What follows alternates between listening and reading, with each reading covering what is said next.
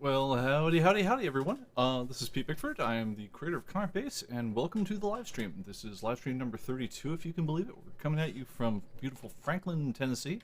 If you wouldn't mind, just kind of go into the chat, and if you have questions during the show, please post them there. I'm happy to answer questions and comments as best as I can. And also, if you do post in there, it lets me know that the speakers are working, the microphones and everything, and so hopefully we get this all working. All right, so let me go ahead and just do first round of the chat here, make sure all my keying and all this other stuff is working. Andre says hi. A question from him: when there are updates, you remove the title or the comic issues, remove the cover and the path also. No, it does not. It's the idea being that we don't want to be scraping files off your hard drive and deleting things that maybe you didn't know were getting deleted. For the same reason, also, if you ever decide that you're going to uninstall ComicBase, we never delete your database because that would be bad. But no, there isn't any kind of automatic cleanup of the title. Now, one thing that is interesting though is if you ever rename a title. So let's say you take my favorite fictional example.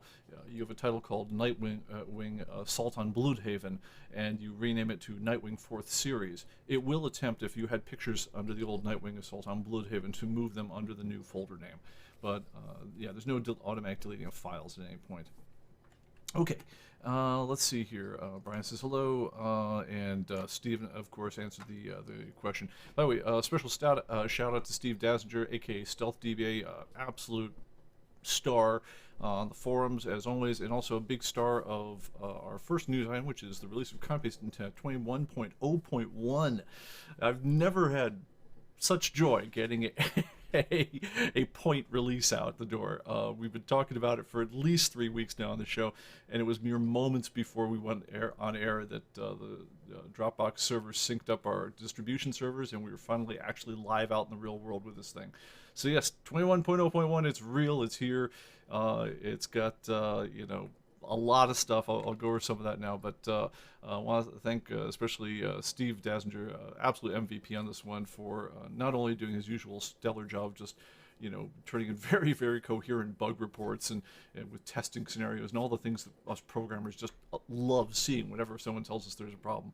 By the way, if you ever want to drive us slightly crazier than we already are, just call us up and say like, yeah, hi, I'm using ComicBase and I had an error. What did the error say? Will always be our first question. It's like, I don't know, it was an error message.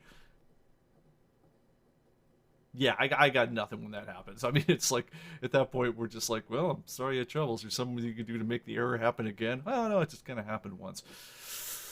As much as I would love to help you at that point, I'm not terribly useful. But Steve, on the other hand, is the absolute opposite of that one.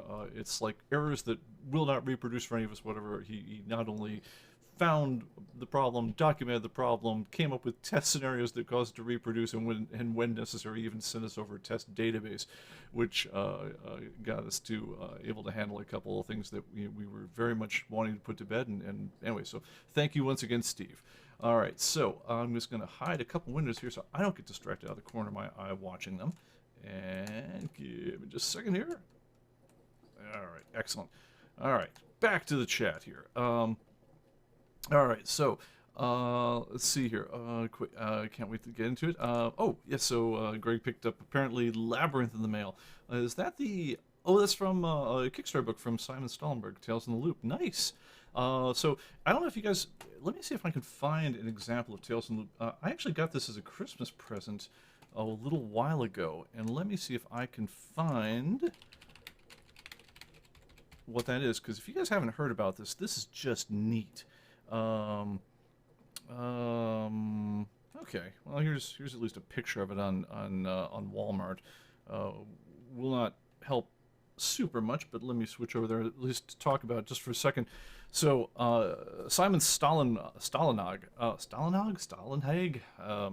have the feeling there's an umlaut or I don't know, whatever the slash through the O or something. I wouldn't be surprised if there was one of those kicking around through his name.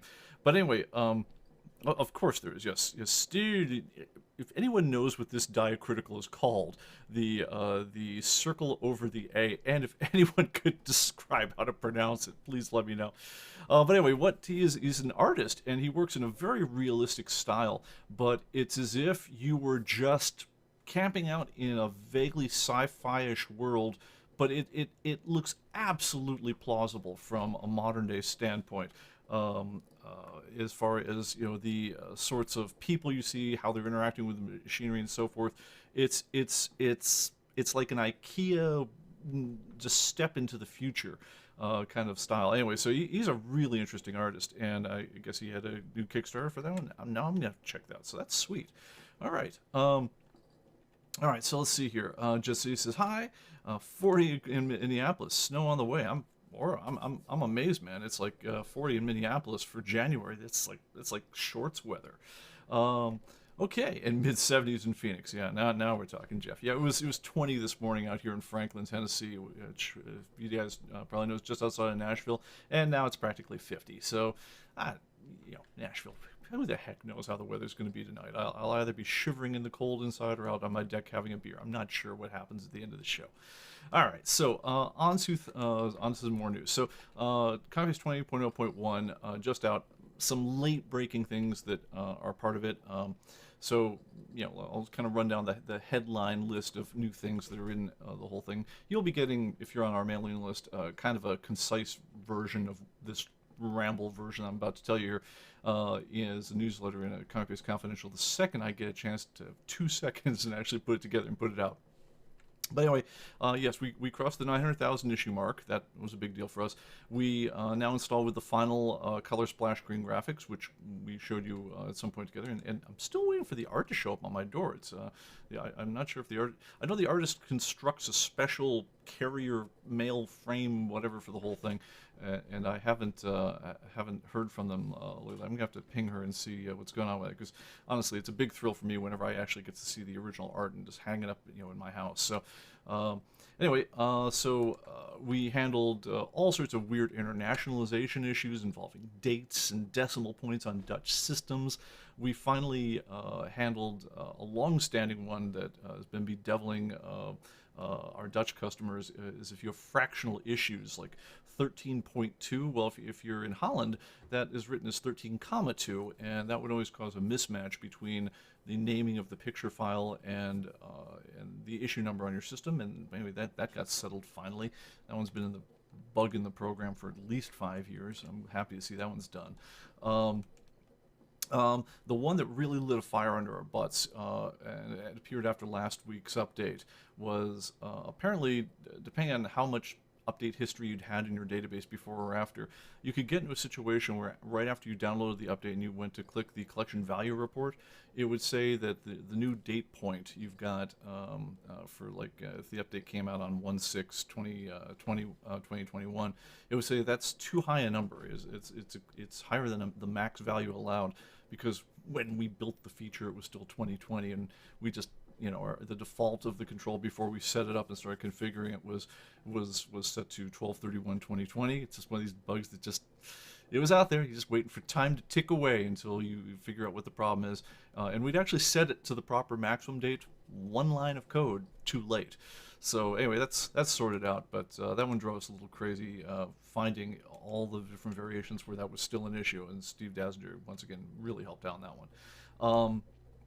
We did some very involved work with the installer, trying to get it to handle all sorts of weird situations around whether you're running 32-bit Windows on a 64-bit processor, yada, yada, yada. That's all working out pretty well, So now the ones that people probably care about, these are like specific user requests that we had. Copy and paste is now much more intelligent about how it handles your selection and, and also whether you've got a selection inside a cell. So if you want to copy or paste from multiple cells, that works. If you want to copy and paste part of a cell's text into another cell, whether that cell is, has an insertion pointer or not, that all works, and so forth. Lots of little just grindy issues around all the little tiny micro behaviors of copy and paste. You wouldn't believe this stuff could be so tweaky until you have to implement all the little micro behaviors yourself, which unfortunately we had to do. So we did that. Psychic typing has been improved. It now handles character names with parentheticals, so that all the character names that are saying things like Green Lantern 2, parenthesis, Hal Jordan, it now alphabetizes them correctly and lets you type them correctly and so forth. By the way, that is also because we changed up how we handle the alphabetization of those things in the lists. The very first time you launch the new software, it's going to want to quickly do a rebuild of your character names the first time you run it. So give that a couple minutes when you first start up the program. If it hasn't gotten to that point yet, your database has a structure version built into it, and if you haven't been running some of the later betas of the new version, it might need to update your structure version, in which case it'll trigger that rebuild. So if it does, you'll see it just when it launches. It says, "Hey, I'm rebuilding this." Just give it a few minutes to finish up there. It's a one-time deal. So other things I'm actually kind of stoked about. So let me switch over to the screen here. All right, so this is, once again, this is my live stream, variant of, once upon a time it was something like my real database, and then I added a bunch of issues I don't have and got rid of a bunch of other ones that I do have and so forth, and then let 6 months of other changes roll by without updating the database too much. So anyway, this is not really, I don't really have $500,000 comic book database. Mine's a little less, but anyway, when you update your database these days, you're going to see down here, and let me see if I can magnify and pull that up. Hey, man, this actually is working. The live stream is on fire today. So down at the bottom, if there's anything in the master database, which is our database, that doesn't match your database, there's going to be this little button, this little link will appear. It says View Unrecognized Items. And, you don't need to do it if you don't want to. It's not a required thing. But for everyone who was ever beating me up and saying, hey, where's the compared items to the master database report, this is how you get there. And what that will do is it will pull up, and it, it has the instructions on it over here, but it basically pulls up everything you've got in this particular database which isn't part of the master database anymore. Now, that could mean a number of things. So, for instance, in this database, you've got the 1, 2, 3s for superheroes. Now, that's a known title. It's a comic title now. It used to be known as a it used to be known as a comic title, and it's really a book these days. Some of these ones also, like for instance, some of them have changed titles to add a publisher name and so forth. Amazing Spider-Man magazine obviously moved into the magazines. Same thing went in for the Iron Manual, which isn't really a comic book. It's really just kind of a description of Iron Man's armor and various powers. Got reclassed as a different type of collectible, etc. So a lot of that stuff is in the new database. Now, another thing you can do, if I always knew this would happen if I switched out. I know the problem with using the magnifier is it really wants to mess with whether or not it wants to pay attention to the mouse afterwards for some period of time, and I don't think I've ever quite figured out what the trigger was on that. It always frustrating me greatly during the live stream. So let me see if I can figure that out very quickly, and if not, then we just bail on. Okay, so anyway, I think we'll just move. Actually, I'm gonna close the magnifier and see if that helps me any. Does that restore me control? Let's see. Actually, it doesn't want to let me restore control. Sweet, excellent. That's exactly what we needed. All right, let's go in and out of Task Manager and see if that helps. And it does. Okay, so Control-Alt-Delete if the magnifier ever hoses your screen, people. We're discovering this stuff together. All right, anyway, so here's different titles that, have drifted that way. But it also then goes to the individual issues that are no longer part of, that no longer have the same designations in the database. So, for instance, if Adventure Fighters Edge of Empire, if we found out that one is now 2A and 3A instead of, as they originally solicited, number 2 and 3, it takes care of that sort of thing. But anyway, this gives you, or maybe these are issues that were solicited and never shipped.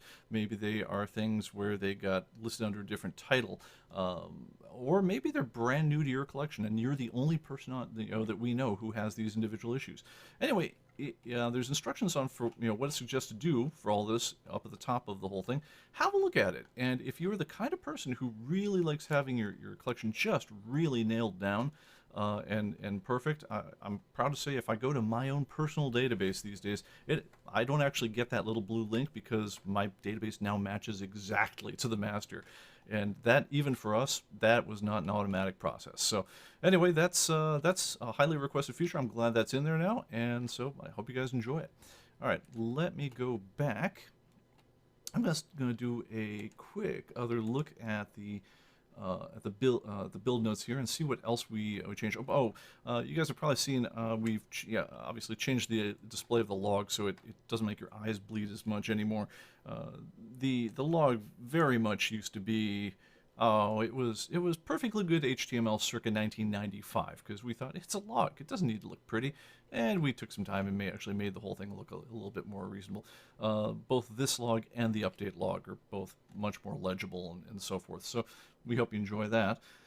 Okay, another new feature. Hit that one. I'm going to hit that one in a second, talking about the UK thing. We fixed a long-standing issue, which this is one that I really thought would wind up being something different than it was. But if you had different foreign titles that you were trying to send us pictures for, so for instance, if you had Batman from Serie Aguirre, which I guess is, what does that make it? It's Mexican Batman. So what would happen here is the accent over the A. Actually, I'm not sure if that one would actually trigger. I think it was I think that one was okay. It was Batman from Siri Colibri or something like Siri Colibri. Oh yes, here we are. Siri Colibri. The accent over the I somehow is treated as an invalid character in Windows. If you try to name a file with it, it won't let you do it, and especially it won't let you do that as a folder. Anyway, that was actually causing it to be impossible to submit photos to us for pictures like this, and we managed to make a change on the back end so that no longer is a problem. So that is another long-standing little bug. Not many people had it, but the people who did had it for a long time. I'm glad we were able to knock that one out. Crystal Reports installations. This is one that I've been sweating a lot over the last few weeks. So as most of you guys know, the print engine that's built into ComicBase is a thing called Crystal Reports. This is probably the most popular reporting platform on the planet. It's a large set of code. I think it's about a 1.5 gigabyte install for in the small version for doing reporting services that lets you do print to labels, lets you report out of databases, lets you format things up, down, sideways, have all sorts of previewing and export to different formats and so forth. This is what allows us to do reporting and printing and all that stuff in our program. So we rely on this third-party engine to, we formulate the report, we set up the report for it to go to, and then we say, hey, Chris Reports, take it from here. Now, the good and the bad of that is it's I'd say darn near short of being just an industry standard.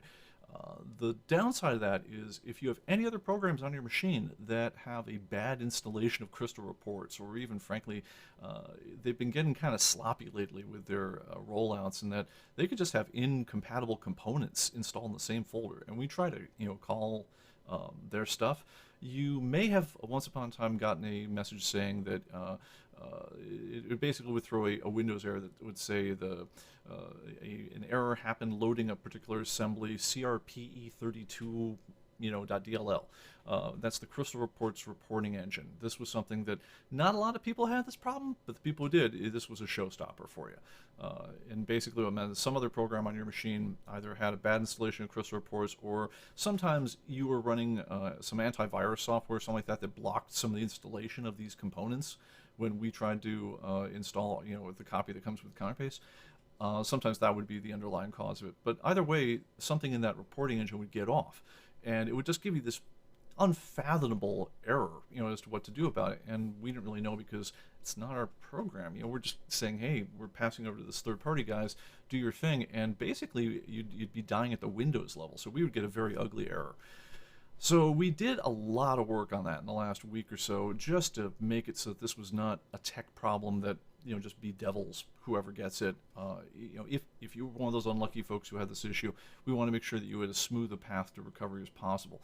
And after a lot of experimenting, a lot of testing out on different machines, it turns out, like I said, Crystal Reports kind of bungled the release of their own installers, where you can't simply just install the latest thing and from within a program like ComicBase and everything will be hunky-dory.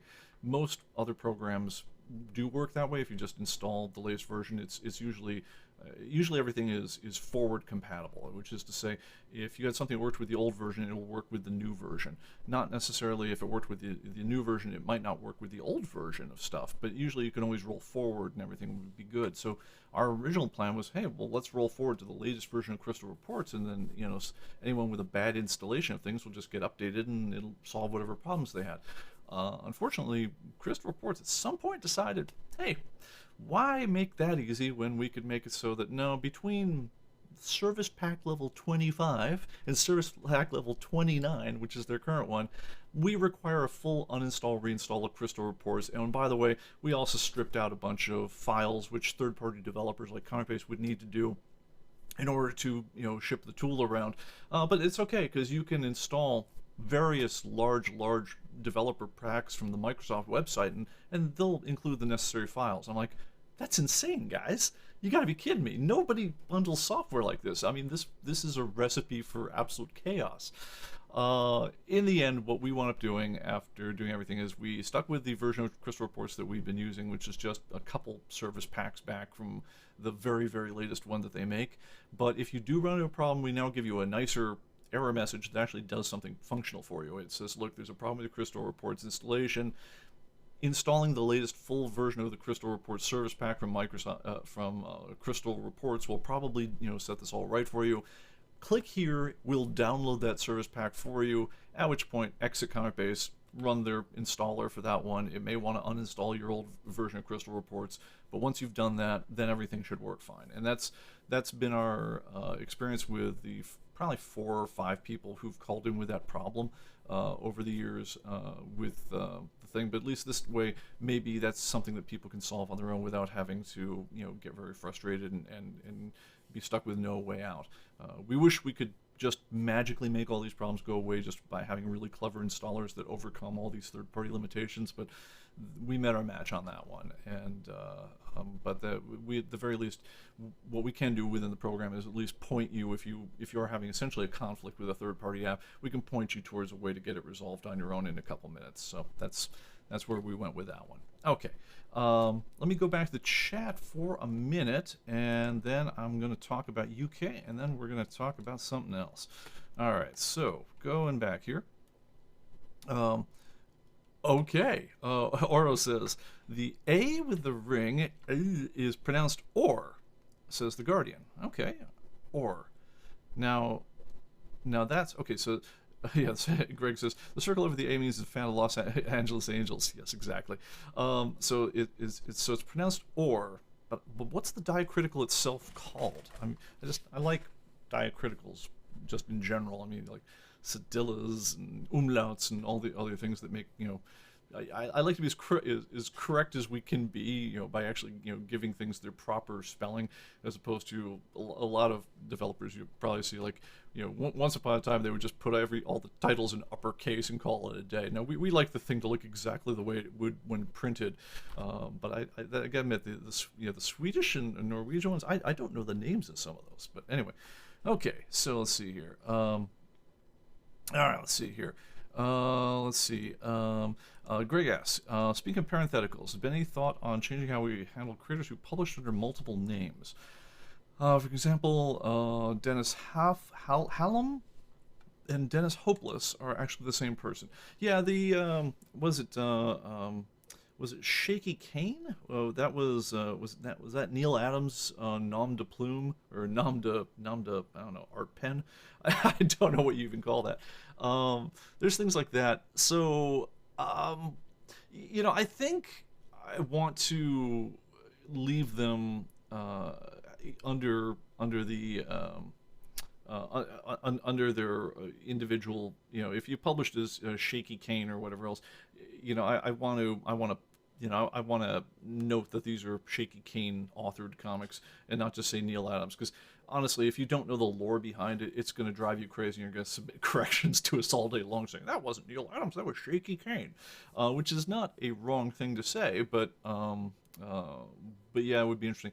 Now, we do have an artist table in ComicBase, and once upon a time we did a lot of work to kind of auto match common misspellings of artists. We still do a little bit of it, but sometimes when we'd find out that people would always say, like for instance, we wanted to standardize whether it was Art or Arthur Adams. I mean, there's no real question about, it's the same guy and so forth. We just wanted to, make it so that all the Art and Arthur Adams credits appeared in the same place. He wasn't trying to be clever or anything like that. He just, he just published under different things. Bernie Wrightson, for part of his career, had an E at the end of his name. At the end of his career, it was just Berni, Wrightson. So we tried to kind of adopt a standard which encourages those to go together. Honestly, psychic typing does a lot of that work for us, because the most common version of that will be the one that auto-suggests for you, and so that'll be the one that you'll tend to fill in.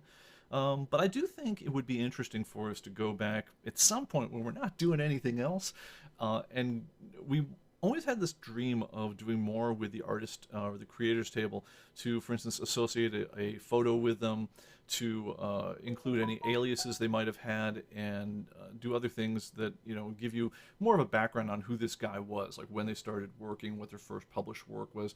More or less just kind of, do an Insta Wikipedia entry on these folks.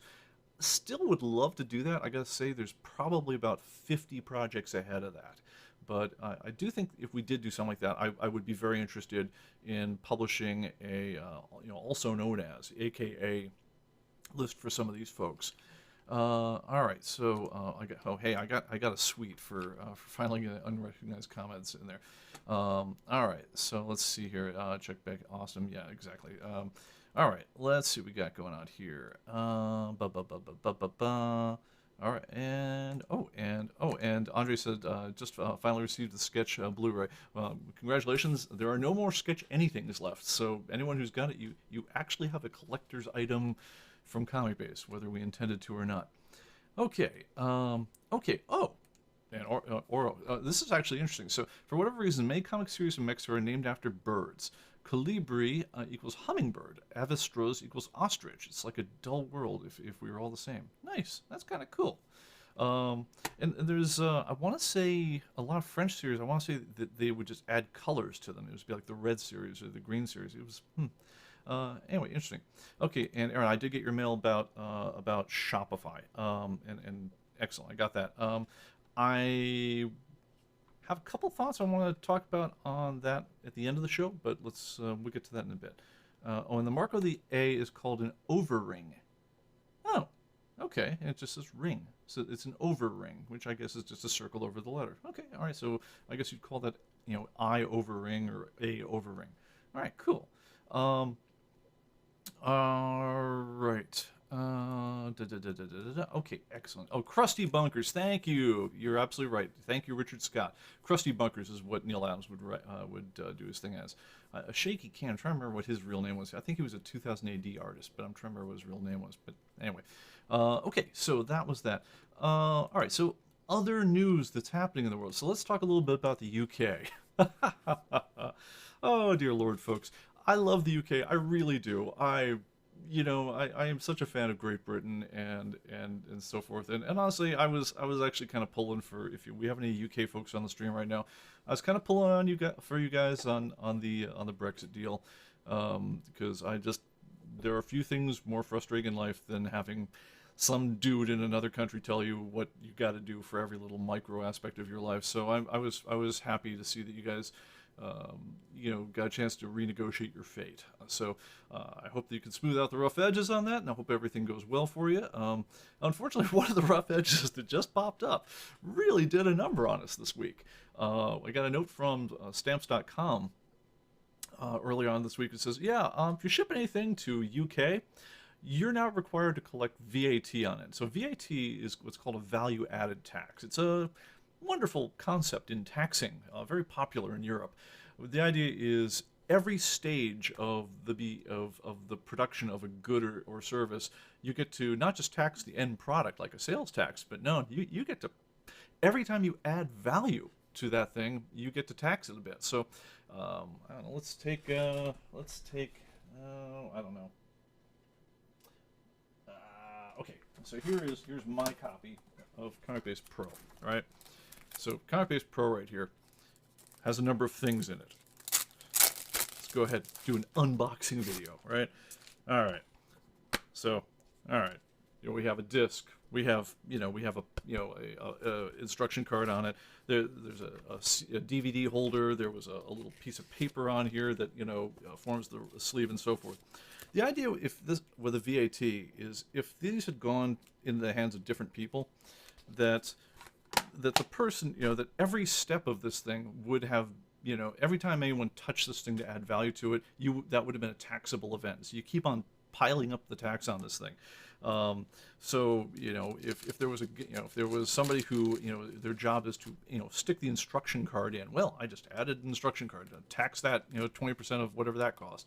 If I'm going to put ink on, I'm going to put ink on the outside of the paper here, well, let's tax whatever that costs by X amount. And boy, sorry, this is the one part of my live stream I always forget when I'm strapped for time, is to disable the Vonage app. So I'm going to do that right now, because otherwise, no matter what else is muted in my office, it's going to give me little bongs whenever people try to route calls around. Anyway, but the whole point is that you could have a product, presumably, that let's say it was made out of steel, that you would tax the mining of the iron, you would tax the smelting of the steel, you would tax the forming of the steel into rods, you would tax the assembly of the rods into the structure. You'd keep on going, and you'd hit it for 20% every time until you had your final thing. Now, the good news is it's a nice flat tax and it applies to everyone. So, from a taxing collecting standpoint, that's kind of cool feature of tax. It's really cumulative, whereas, the way sales tax works in America, only some of those things are taxable as a sales tax kind of event in America. You don't necessarily tax it all in the individual parts, the way it's done that way. But the other problem we've got right now is VAT, they really like applying it wide. So they're applying it to just every dang thing. And one of the things they're now applying it to is every good shipped into the UK from outside of the UK. There used to be like a $25, I think 15-pound minimum, below which point, hey, don't bother, it's not a big deal, let it go. But now they got rid of that as part of Brexit. And now everyone shipping anything into the UK, you have to not only declare the VAT, you have to collect a 20% value-added tax. And this is, some dude in America shipping a comic book to some guy in Britain.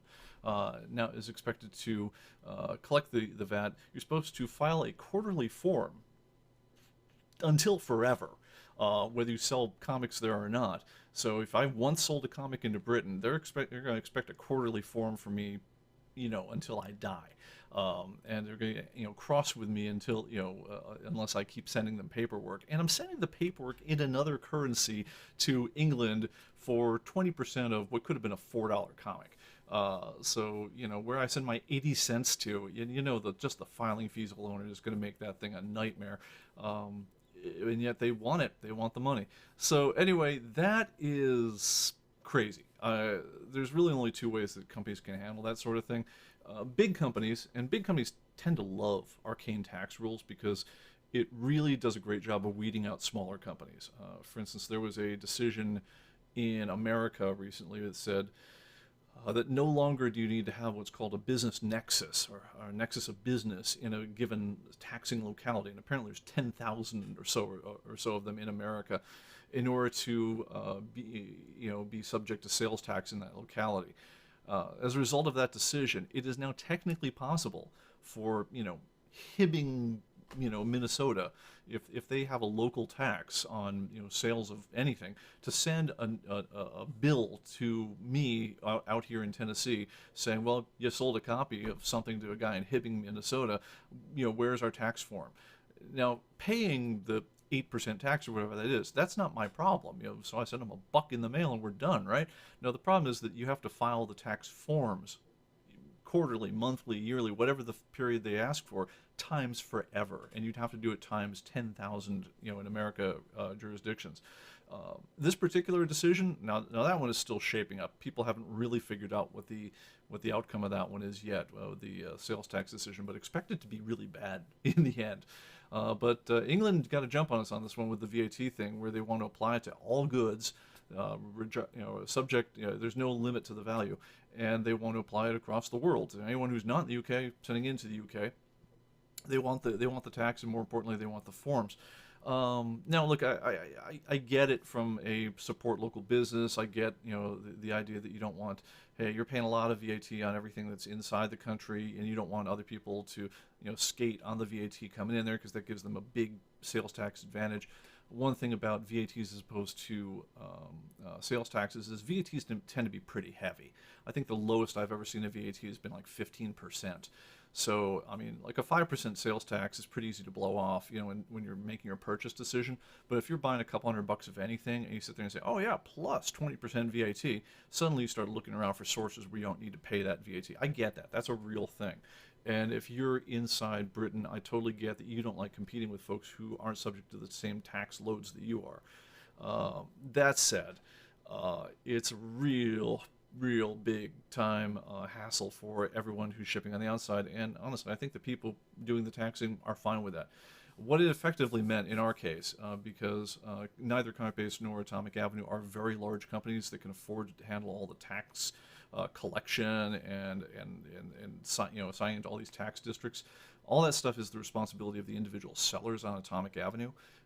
And so when this became a thing, Atomic Avenue took the decision that, okay, well, just like they don't collect sales tax, I mean, they'll let you say what your sales tax rate is in your location, but they're not going to run around and collect the sales tax and remit it to the government on your behalf. That's your job.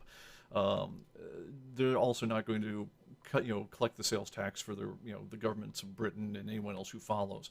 So in this particular case, what they did is they said, okay, look, if the VAT going into England is 20%, they'll add 20% onto the order that it's calculated into the sales tax automatically. So it'll collect it, but it's your job to do all the form filing, so that's on you.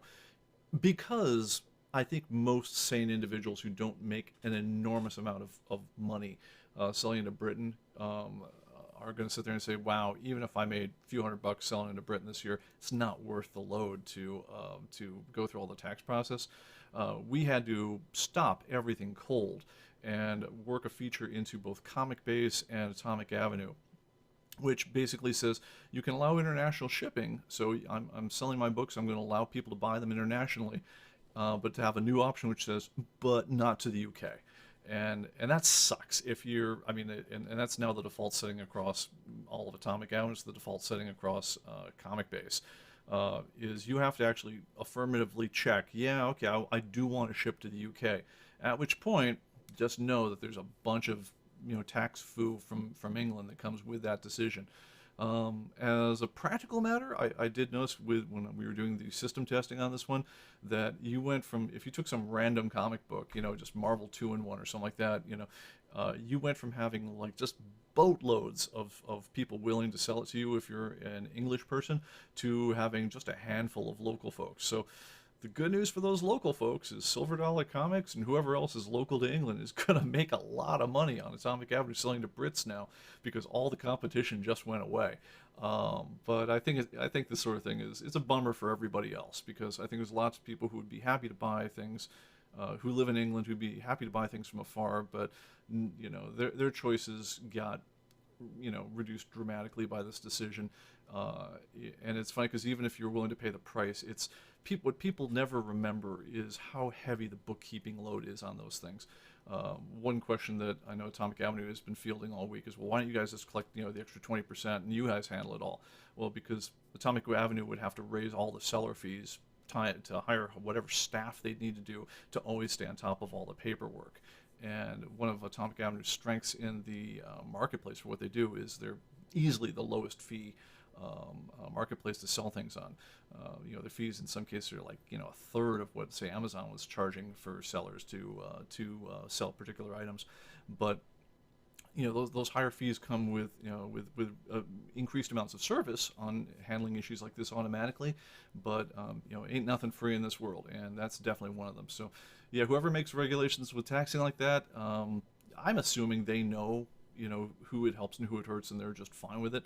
But it's like I say, it's a bummer for the people in England who are trying to buy things from America. It's a bummer for the people in America who would love to sell to England. And if you feel like you want to take that on, you've got the control now. It is your decision. But it's a bummer that the whole thing just became so awkward and so heavy from a taxing standpoint.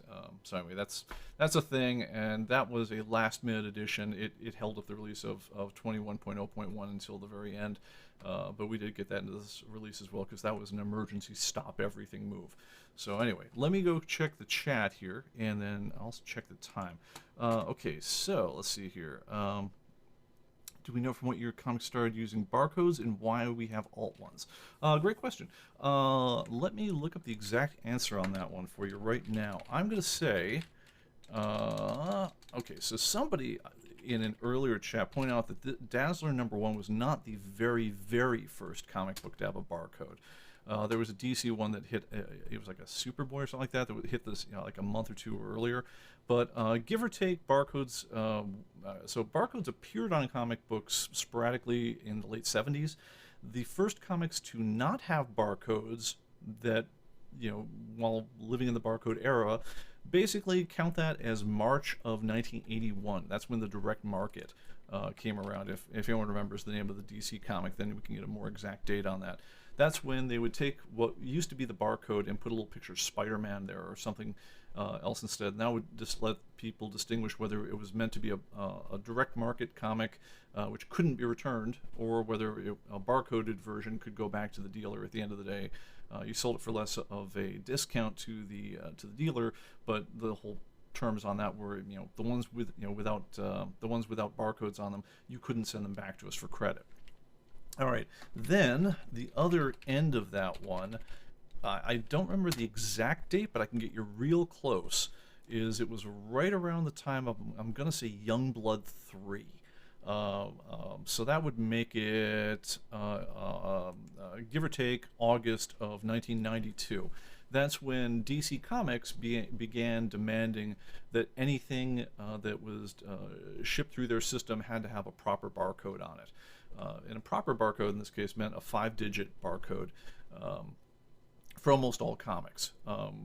They adopted the 5-digit periodical standard of barcode numbering, which didn't reuse the last 2 digits. Early barcodes for comics would reuse the last 2 digits. They typically would use those to indicate the year, the month of issue, whereas later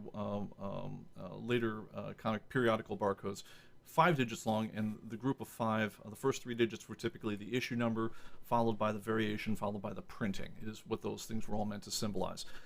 After really the end of 1992, call it 1993 or so, everything has a barcode and everything's golden. So, you're rarely going to see a comic without a barcode after 1993. So hopefully that will give you the information you're looking for. All right, so why is there alt barcodes? 2 reasons. One is sometimes, like manga, it's weird. They put different barcodes on the books. They'll often have an interior barcode and an exterior barcode for reasons known only to manga publishers. I do not know why. But they're 2 completely separate barcodes. In ComicBase, we automatically will search any barcode. Whenever you beep in a barcode, we will search the barcode field, the alt barcode field, and the ISBN or ISSN field if it exists for that particular collectible. And if we get a match on any of them, we call it a win, and we pull up that list. So that's what we do in ComicBase on those. As far as which one's the barcode, which one's the alt barcode, we don't really care. There's no like official if there's a comic with more than 1 barcode on it, there's no official which one has to be one or the other, because honestly we search them all. Doesn't matter. Okay. Okay, let's see what else we got here. Krusty Bunkers with Nilas. Must have been a studio of multiple people, including Adams. Yeah, don't know. I talked to Neil about that once. Yeah, he said, at the time I remember he said, yeah, I used to write under that, but maybe he had other people as well. Yeah, if I bump into him again at a show, I'll ask him. Let's see here. Neil Young directed another named Bernard Shaky. Interesting. Okay, and as, of course, Steve Dazinger, if you read the thing, gave the answer way beyond me. Okay, and the VAT stuff's crazy in the light that shipping from the U.S. to the U.K. ain't cheap either. Yeah, that is nuts.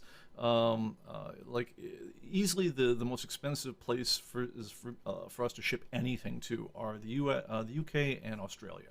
Australia I almost get because it's really, really far. But the UK, the shipping rates to the UK are almost twice what they cost to the rest of Europe. And that has to do more with postal agreements than anything else. Just the international postal rates are set by a big standards body that meets and the whole thing.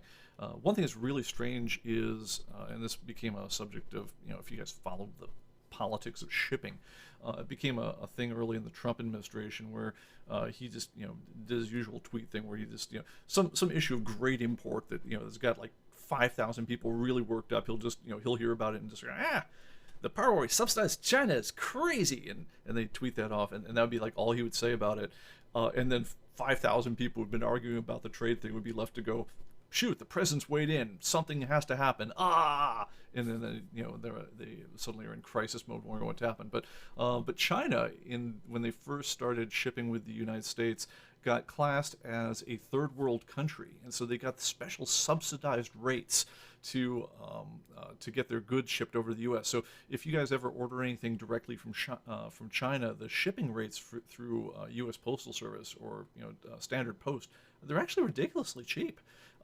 It's based on how far away it is, you'd think they'd be 3 or 4 times what they charge, but it makes them very, very competitive from an international trade standpoint. I never heard the end as to whether that had been renegotiated, but I know our postal rates from China haven't changed a lot, so I'm guessing whatever got, if anything got renegotiated, it didn't have a conclusion that was much different than it was before. So anyway, that was interesting. Okay, so, thank you. Greg points out Superboy Spectacular #1. And I think you're exactly right. So let me look that one up so maybe I can, if I'm really smart, I can memorize the date. Superboy this is one of those weird ones where it was Superboy and the Spectacular went down at the bottom of the thing. Yep, there we go. Spectacular #1. Okay. Oh no, it beat Dazzler by a little bit. Yeah, it's 1/1/1980 is the cover on that one. Although it probably was just a 1980 cover date. So I'd be interested if anyone knows the exact month on that one. Because if the standard in ComicBase is if you simply say it's a 1980 book but you don't give a cover date on it, it gets listed as 1/1/1980. So I'd be curious as to whether that one had an authentic cover date or whether or not. Because my understanding is it wasn't much before 1981, so it might have been the end of 1980 that got put out. So anyway, all right, more trivia than you all wanted to know about that. Okay, all right, barcodes from 75 to 77. Yeah, that tracks what I'm thinking. I'm thinking late 70s on the barcodes, Richard, for that. And let's see here. Let's see. Newsstand direct markets don't have any price differences. No, the UPC bar should be the same. Yeah, Greg's answering Lance's question. All right, I'm just going to let that go. Superboy is correct. Excellent. All right, so look, the last thing I want to talk about, and I do want to talk about for a bit, I don't want to beat this into the ground except, I mean, in a way, I don't know what to say about it because it's just such a freaking important issue. And at the same time, having a bunch of people yell at you about freaking important issues does not help anything. So I was, look, as you guys know, cancel culture, the idea that I can't just disagree with someone, I get to get them to lose their job, get run out of, whatever place they work in, live in, whatever else. You can't just simply say I don't like this guy, I don't like what he has to say. But the idea that no, we got to form a mob and hurt this guy financially or socially in some big way, that's been all the rage lately. I think social media lives for this kind of outrage mob. I think as someone put it, it's like, anger is the devil's cocaine. And I think, man, people love getting high on this stuff. I think people are just absolutely addicted to the idea that I've got righteous indignation. I can't stand that guy and what he said, and there's no way we should put up with that. Let's go F him up. And most people know you're not allowed to just hit him, although that also seems to be kind of a shaky concept for most folks. But the idea that, no, I can't just disagree with him and think he's a jerk. No, I have to go and deprive him of his livelihood. That's becoming like blood sport, man. People are digging that stuff something hard. And that was terrible. And that was something like, if you ever wondered, why am I not on social media? Like, why did I pull off Facebook myself personally? Yeah, I don't think social media brings out the best in folks. I think it encourages you to bring out the kind of wild, crazed mob animal in yourself. I don't think it makes your thinking very subtle. I don't think it makes you view people as people with anything, any kind of gray in their behavior whatsoever. They're either angels or devils all the way. And I think it makes us nasty. And I don't like nasty people. I mean, I have people that I got along with this guy for 20, 30 years. I just, it's like, I think you're a great guy and everything. I'd just be scrolling along Facebook. Yeah, okay, here's my cat pictures. Here's my, pictures of my, I visited my parents, whatever else. And then someone would just go on some tirade about, and it would be like, holy crap, and suddenly I'd find, myself thinking about someone I had known and regarded well for 30 years. I'm thinking, this guy is an asshole. And I had enough times here we're just watching as just you take the wildest parts of ourselves and we put them on display for likes and clicks.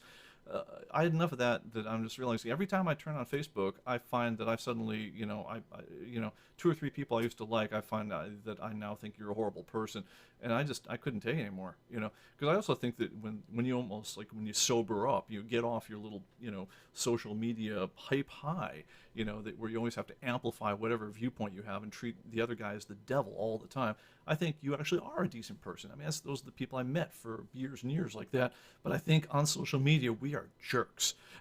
And I got tired of just, essentially just losing friends to just, I would just regard you poorly because you just seem like such a jerk the way you'd go after other people without an ounce of mercy, compassion, or shading in the way you treat each other online.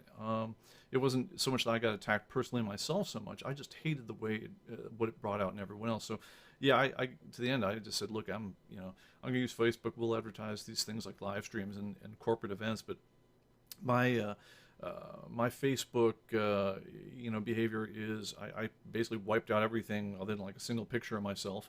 I deleted all my ad history, everything I could think of that wasn't relevant to anything.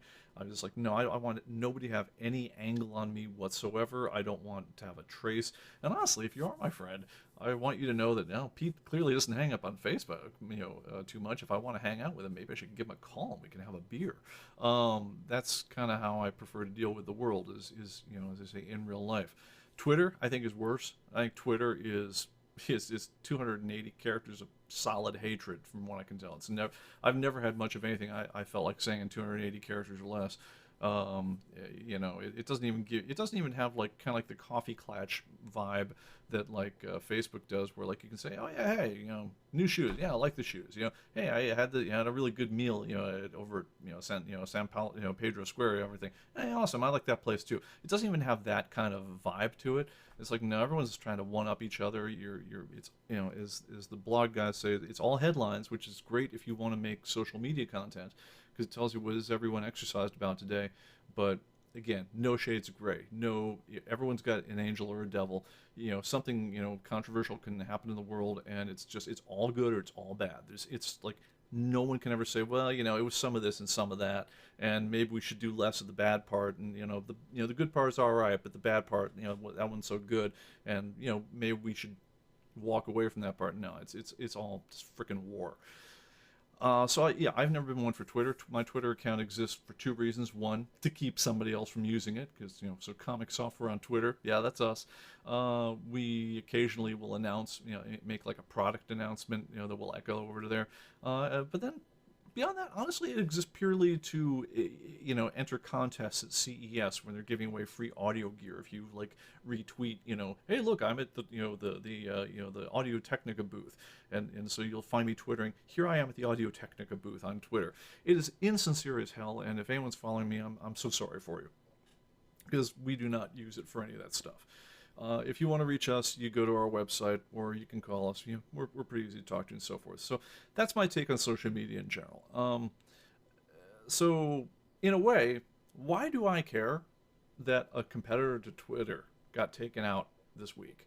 And I do care, and I think we all ought to care, and whether we use the dang thing or not. Parler, somebody in the early days was saying it's Parlay, but I think everyone's decided it's Parler. Parler was founded by some dude is essentially a free speech version of Twitter. So the beef that the founders had against it is on Twitter and Facebook as well, and a lot of other guys. You getting banned or shadow banned is again all the rage by the company itself. So shadow banning, I should probably explain that to the folks who haven't heard it. Well, you all know what banning or unfriending someone is, right? It's when that crazy guy just can't stop ranting about that issue that he's on his hobby horse about, and you just can't stand being on Facebook next to him, because every time a post of theirs comes up, it's always going to be about the same damn thing. It's going to make you nuts, right? So most people, they're smart enough to say, look, I'm just going to hide that guy, because you don't really want to break up with him as a friend, but you really just wish he'd stop it already. And so there's various ways on Facebook of just saying, just park this dude for a while until he calms down. Or you could unfriend him, right? You could just say, look, we're done. I can't take listening to this guy anymore. The downside of that one, though, is he gets to see that you've unfriended him if he looks, and so then he can say, that Bickford, how dare he unfriend me, and now I'm hating on him, and so that becomes a thing itself. So that's why most people prefer just sort of like the make it go away quietly, thing. Anyway, so people do that on an individual level. The services themselves, though, got into the act, and I'm sure once upon a time they used them for, decent purposes. I mean, there are people in the world who exist just to cause trouble. I mean, and by trouble, I don't mean like I have a different opinion I'm really worked up about. I mean, like, no, they just exist to, just drop crap everywhere. I mean, it's just to mess things up. These are the people who will go to your forums. Like I got a knitting forum, and they will go in and have a million comments in your knitting forum about what a terrible person the person who runs the forum is, or what a terrible product some unrelated thing is, or whatever the thing is. There are people who just like causing crap, and look, I got no problem banning folks like that. I also got no problem banning people, like if I were actually to say something illegal. I mean, there are a few things in America that you're not allowed to say, which is like, they say shouting, fire in a crowded theater and is actually not quite as on point as you might think. But I mean, like, you can't call for the overthrow of the government. You can't call for someone's murder. You can't, say, let's do the following illegal thing. I mean, there are certain things that free speech does not, extend to. And I don't think anyone's got a real problem with saying, yeah, no, if you can't say it in real life, you shouldn't be able to say it on this platform either. And the whole idea of Section 230 of the Telecommunications Act was meant to be, look, we want to be able to do some moderation of our platform. We're not exactly a utility. So, it isn't like the phone company exactly. It's, there's a little bit more subtle read of this than I had, 6 months ago. So, hopefully you guys will roll with me if you're just listening to an old live stream and you say, well, that's not what you said 6 months ago. Well, because I've learned more about it, okay? The whole idea of Section 230 of the Telecom Act was meant to be, if you want to do some moderation of your platform for policing just the really egregious foo, that you were allowed to do this, and it didn't make you liable for everything else someone said on your platform. So, again, if there's some guy who his whole purpose of being on your system is to specifically harass people on your system, or if he's specifically there to sell, sham, there are people who always like, selling sham whatever stuff at the bottom of comment threads, that you can go ahead and ban their accounts, right, without being considered to, violate your status as utility. It doesn't make you, you're allowed to do some moderation while at the same time you're not taking on the responsibilities of an actual publisher. An actual publisher, like if I were the one who authored all the content on my system, I'm responsible for everything I say, and libel law would apply to me, as would copyright law. So if I used a picture or something like that that I'm not allowed to use, you can sue me for that. Well, if somebody makes a meme or something like that and post it to your system, like a Twitter or a Facebook, you don't want to make it so that you can sue Facebook out of existence because someone used a copyrighted image, without their permission. You also don't want to make it so that, if somebody does sit there and say, yeah, Joe Bob, Billy Bob is just a, he's a child molesting whatever foo, right? So something that would be libelous if you were to say it. You don't want to make it so Facebook gets sued out of business if someone just shows up in your comment section and goes off about Joe Bob, Billy Bob molesting his wife, or his children or whoever, dog, I don't know, whatever. Okay, so that's the background that this is all in, right?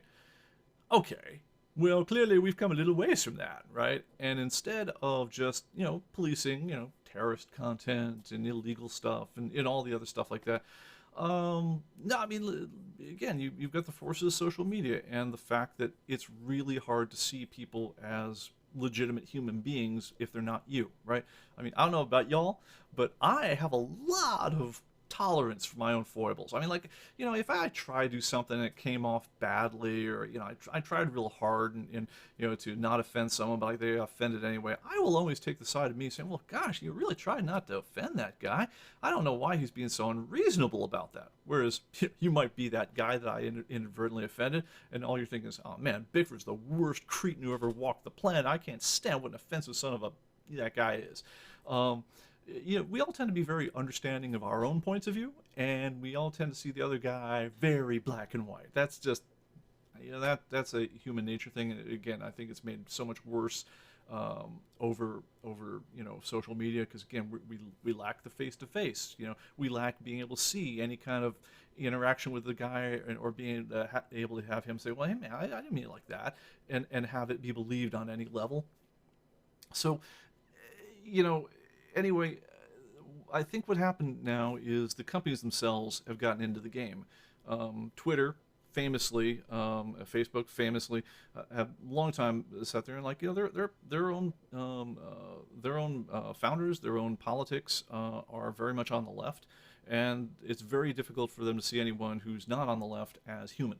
And so everything that is what would be considered, say, mainstream conservative thought is at best an alien concept to many of these folks. At worst, it's Nazi, Nazi, Nazi, all the time Nazi, right? And so, of course, what do you do with Nazis? Well, as I'm reliably informed, we had the whole thing with punching Nazis. Well, that's not just justified, that's laudable. Well, and certainly banning them off your platform is. So anyway, turns out, just like when people pass taxes, we all discover how it only applies. Don't worry, this tax will only fall on the rich, and then we all discover we're rich. Well, turns out we're all Nazis, or at least someone's eyes, we're all Nazis. And so we're all kind of subject to getting banned. There are very, very fuzzy rules on these systems in general that say what is allowed, what's not. The people who get banned just get told, no, you violate our community standards. No one ever really tells them, well, what exactly violated your community standard? Well, if you're lucky, they'll eventually get back to you and say, well, there was that one tweet you had. And you'll read the tweet and say, what? The part where I said this program that somebody did is a stupid program, or it's retarded, or whatever else. Well, see, there you go. You use the word retarded. We don't use that word around here. I was like, well, I don't know if you use it, but a lot of people do. And beyond that, it's certainly not illegal to say that, is it? Now, as I'm saying this right this very minute, because these community standards are so vague, I have to know, as a tech guy, every word that's coming out of my mouth right now is being auto-transcribed by Google's algorithm. There is every chance in the world that the mere fact that I said retarded 2 seconds ago, and I'll use it as an example of what someone might say about something that you consider dumb, that this whole video could get flagged and disappeared.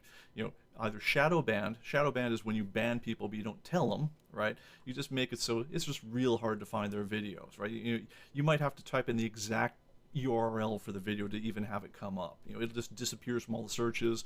You know, it never gets broadcast to any of the people who subscribe to it. So in other words, it looks like you're putting out content, and you say, wow, where'd all my viewers go, man? I used to reach 250,000 people every time I turned the camera on, and now suddenly I'm talking to 5,000 people. What happened?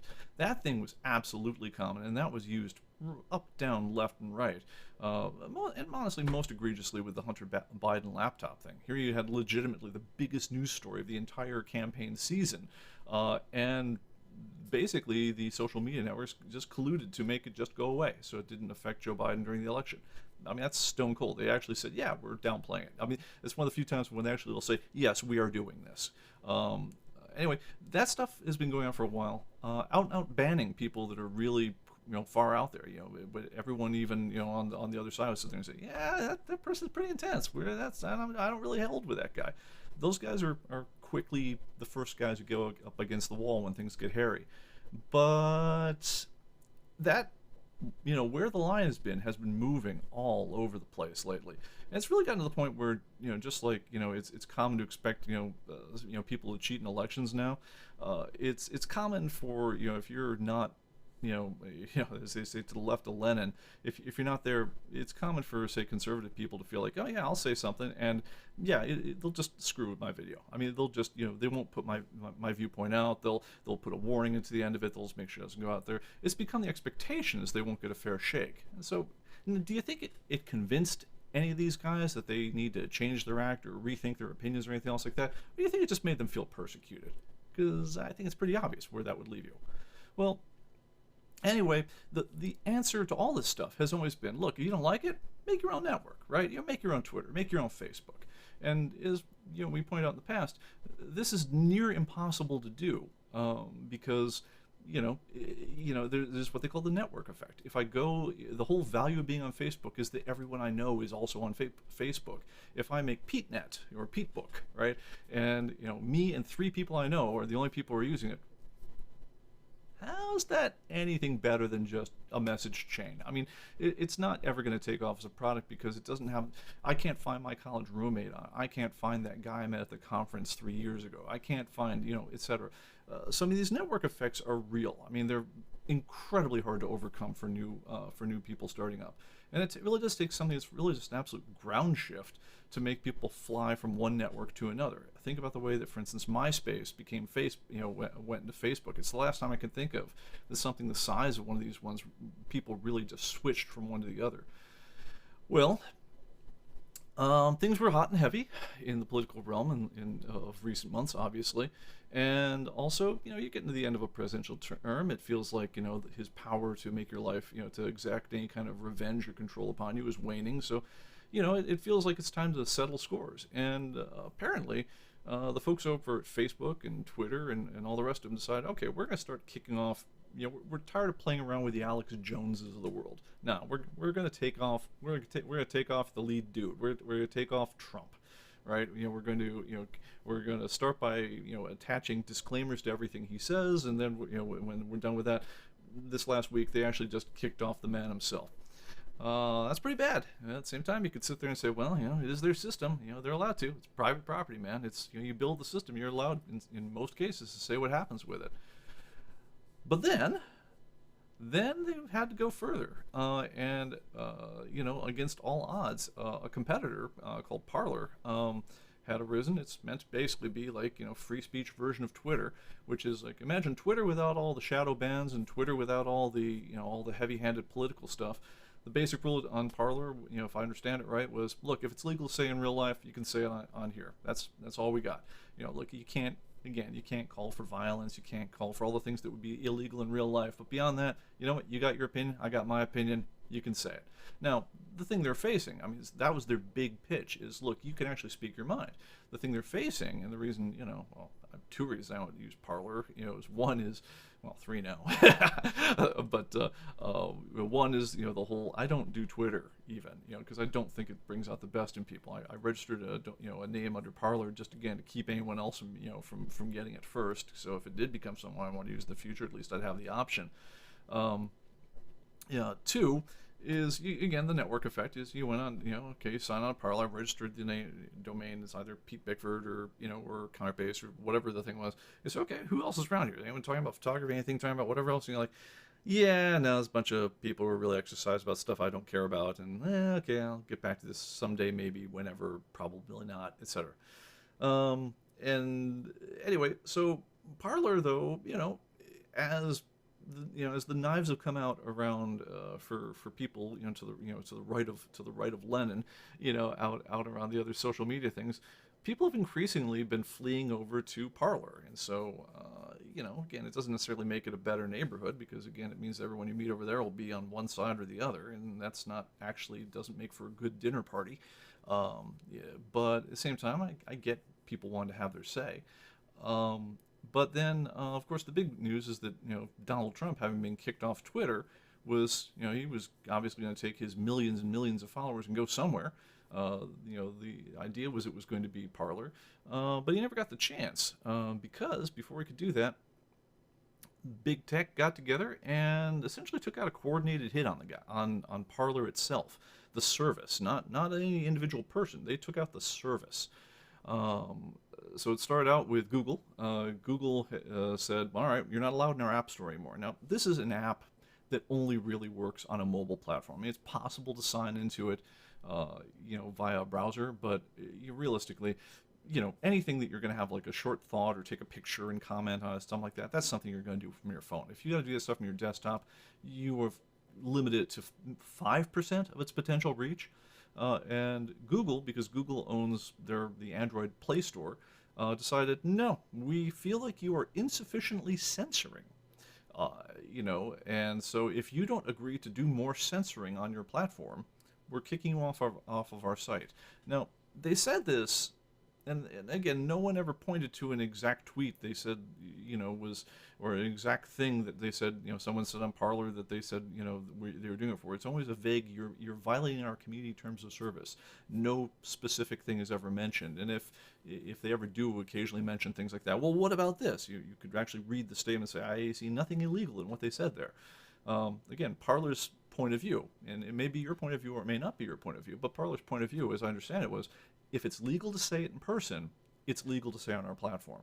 But that wasn't good enough for Google. So Google says, all right, you're not allowed to put your app through our app store. Now, that's bad. But it's not as bad as it could be, because on Android you can do what's called side-loading applications. So you can get an application, and if you're a little bit technically savvy, just like you install ComicBase. ComicBase isn't sold through an app store. You got to know where the download link is, and you click the installer, and it loads it onto your phone, and there's probably a separate sync involved and stuff like that. It's nowhere near as convenient. But it is possible to still get the app on your phone. Then, hours later, Apple said, you can't be on our store either. Same reason, right? You're insufficiently censoring. All right, now Parler's really hosed. All right, so because Parler, if you're on the Apple side of things, which I want to say is like a 30% market share in the mobile space. If I got that wrong, someone please correct me in the chat, and I'll make a correction if I don't catch it during the show. But Apple has a very locked down ecosystem. From time to time, you can do what's called jailbreaking your phone, where someone comes up with a really ingenious way of sidestepping, essentially by abusing their software update in such a way that it breaks some of the security enough so it becomes possible to install apps that Apple didn't approve of on their app store on your phone. But those things typically, as soon as you find a jailbreak that works, typically Apple releases a patch that breaks your jailbreak, and so if you download the next system software update from Apple, then that jailbreak went away and so forth, and you keep on lather, rinse, and repeat. So the Apple system is locked down. If you're not selling your app through the App Store on Apple, your app isn't installed anywhere. So if the Apple says you can't be on there, between Google and Apple, that is 99% of all mobile devices. There once upon a time was a Windows Mobile. They haven't weighed in on the subject to my knowledge, but honestly, that's about it. And I do believe there's also an OS, Harmony OS, for devices in China. I'll think of the name in a minute. But realistically, they erased Parler's ability to talk to the audience, period. Now, look, I think this raises serious monopolistic issues. The idea that, again, you can, just as a matter of judgment, without pointing to a specific term of use. But as a matter of judgment, essentially have two people collude as a monopoly and deprive a competitor of existence, I'd say is already, you're in antitrust territory. And then it got worse. Amazon Web Services got into the game. All right, now look, most people will not know what Amazon Web Services is. I mean, they'll say, Amazon's in the game. Well, what, do I buy the app on Amazon? No, this is not it. Amazon Web Services is, and we've talked about this on a much earlier podcast, talking about how we actually moved ComicBase both onto and off of Amazon servers in recent years. We moved onto, we had a server rack of our own back in our old offices in California. When I was preparing to move my family out to Nashville, we went through a lot of work, months of work, to convert all our infrastructure to move from our website, our websites and our databases, to move them up to Amazon's sites. At which point I could turn off the server rack, move out of our old office, go traipse across the country. The system would keep on running because it's now hosted on Amazon servers, and we had mobility in our operation for several years. That came at the price of writing them a large check every month, but at the time it was a good deal for us. We eventually moved off of Amazon servers, not because we thought they were doing a bad job or anything like that, but because honestly the bandwidth bill was freaking killing us. It was our largest expense other than employees. It was right up there with our old office rent in terms of what a big check that was every month that we wrote them. And so the other problem is that if you wanted to go faster, if we wanted to have a faster server, if we want to have more storage space for people's databases, things like that, very hard for us to afford the scaling to go from the level we were at to like the next level that would have let us do that. It would have become very uneconomical very quickly. And so we made the decision a bit over a year ago to spend several more months writing all the stuff and transferring all the stuff over back down to our new servers that are hosted, that we personally own, that we personally have the bandwidth for, that we personally control. And some things were good about that, and some things were bad. Good news, we have much tighter firewall control. We can throw a lot harder, heavier hardware at it. Things that used to time out and used to really, give us a lot of trouble, are not problems anymore.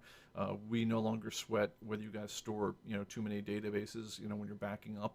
We used to watch that sucker like a hawk because we paid for the disk storage every month. Whereas, we can simply roll in a big disk array, pay a couple $1,000 once, and then, we're done. And so that's a one-time cost for us, and that's one-time costs are always easier to eat than recurring costs. So we moved off of Amazon Web Services ourselves about a month ago. But that's not most people. Something like, I want to say the number was something like 35%, a number very close to that, of all the cloud operations in the world are hosted on Amazon Web Services of one sort or another. The Department of Defense uses Amazon Web Services. Every app you can think of is stored on AWS things. One thing is I find hilarious is Dropbox itself. So you can use Dropbox to move files around, but the Dropbox files, their servers themselves, are hosted on Amazon. So the plumbing of the freaking universe is hosted on Amazon Web Services. Amazon Web Services, by the way, is basically, it's when Amazon decided, look, we need to make a world-class commerce platform. In the early days, they used to work pretty well. They were building servers as fast as they can, hiring staff as fast as they can, getting the biggest pipes in the universe, in terms of internet speed. And they would always break down at Christmas time. There would always be a couple days or hours at Christmas time where the whole thing would just go to a halt. Didn't matter how much they threw at it.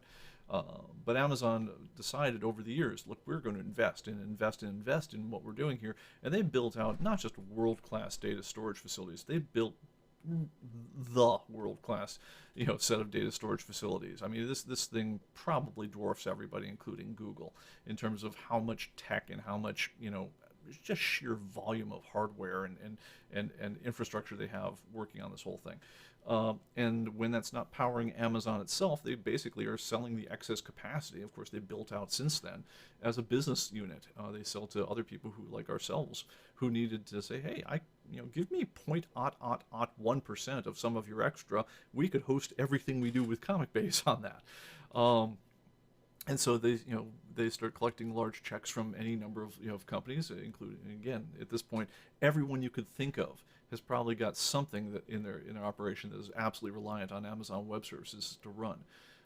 There was a set of articles, I want to say for Engadget, might have been Gizmodo, a number of years ago, where someone tried to figure out, can you live without the big six?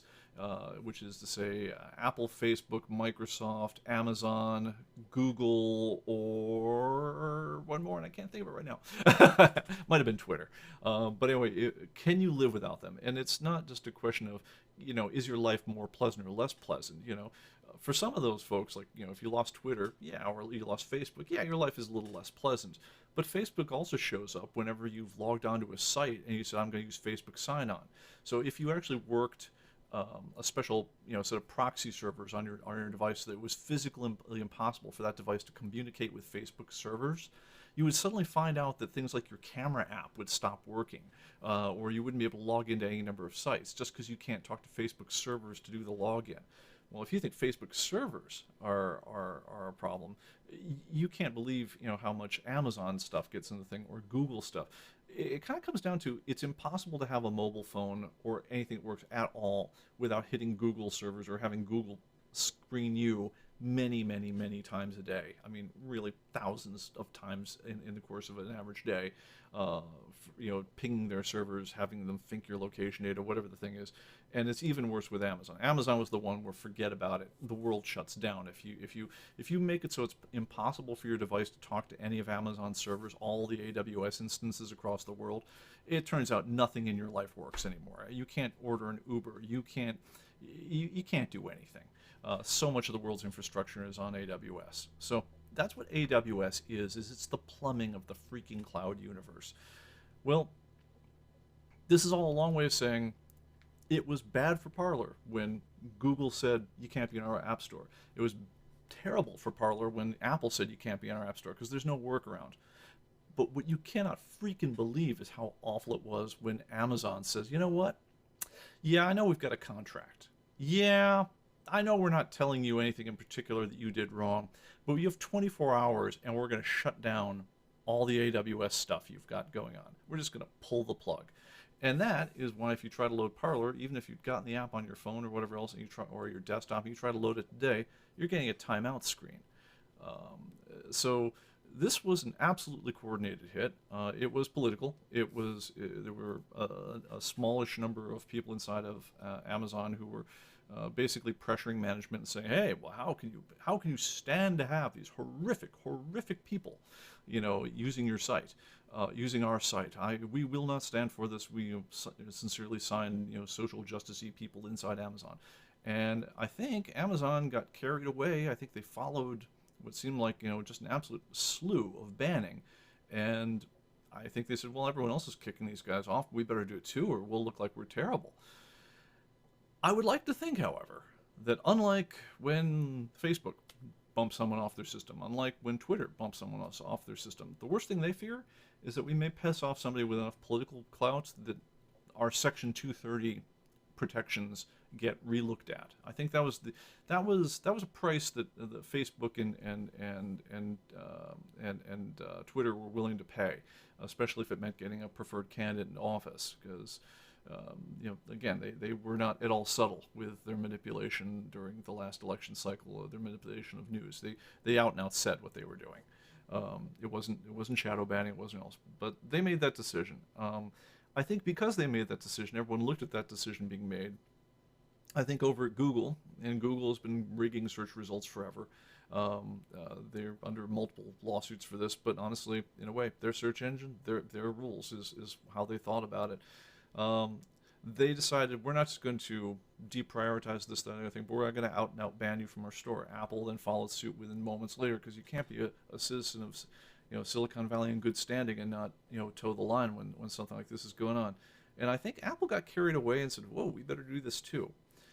Why I say Amazon probably got carried away is because they wandered in the process. They wandered outside the realm of modern day 20th century telecommunications law, Section 230 stuff, and they wandered straight into 19th century Sherman antitrust territory. The most relevant example probably being Standard Oil. Once upon a time, there was at the dawn of the American really as we turned and faced the started and looked into the 20th century, and people were starting to have electricity inside their homes. They were starting to have oil inside trucks and things like that that would be driving around. There was one company that was going to own all the infrastructure of this new world. It was called Standard Oil. It's how John D. Rockefeller basically put together Standard Oil of New Jersey, put together a bunch of drilling interests, and decided he was going to control the drilling, the refining, the processing, and the distribution, all the way from from the well to your tank of this brand new miracle substance, gasoline and oil. The oil in particular was not only lighting the cities, it probably saved the whales, because they no longer need to hunt down sperm whales for oil. So that's an interesting little capitalist angle to the whole thing. John D. Rockefeller obviously became an incredibly wealthy man, but along the way, because he owned all the pieces of the puzzle, it became impossible for anyone else to enter in. If you said, like, I've got my own oil well, I'd like to use your train car, the train cars to transport my oil to market. No, I'm sorry. All the train cars are spoken for. Can't let you in. Sorry, can't do it. Okay, well, can I use your your associated refineries to refine my oil? No, I'm sorry, that's not a thing.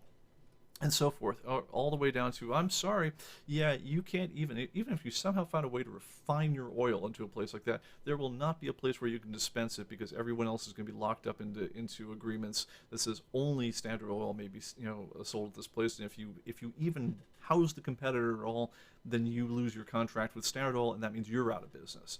The Sherman Antitrust Act was famously used to break up Standard Oil.